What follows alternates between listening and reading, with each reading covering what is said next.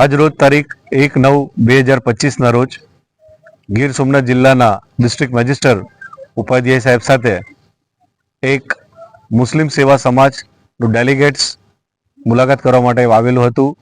ગીર સોમનાથ જિલ્લાના પ્રથમ પ્રમુખ હાજી ફારૂકભાઈ મૌલાનાની અધ્યક્ષતા સ્થાને, અને તેમને એ જ રજૂઆત હતી કે વેરાવળની અંદર બે પુલ ઘણા વર્ષોથી બને છે, પણ હજુ સુધી પણ એ એટલી ગોકુળ ગતિએ થઈ રહ્યા છે કે આવનાર સમયમાં 5 વર્ષ વીતી જશે છતાં પણ તે પૂર્ણ નહીં થાય.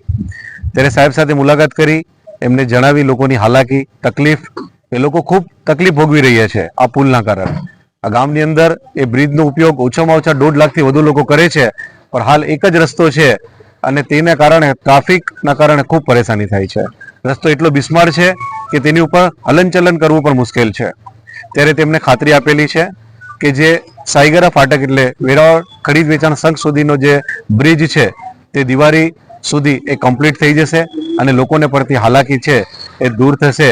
એ રજૂઆત સાથે એમને ખાતરી આપેલી છે અને સાહેબને અમે જણાવેલું છે કે આપ દરેક કામને સાઈડમાં રાખી અને જો આ કામને પ્રથમ પ્રાયોરિટી આપી અને પૂર્ણ કરશો તો વેરાવળ પાટણ વેરાવળ સંપૂર્ણ શહેરના લોકોને ખૂબ રાહત થશે, જેનું સોલ્યુશન કાઢવું એઝ સુન એઝ પોસિબલ ખૂબ જરૂરી છે. સાહેબે ખૂબ સરસ મજાની સાથ સહકાર સાથે સપોર્ટ કરેલું છે.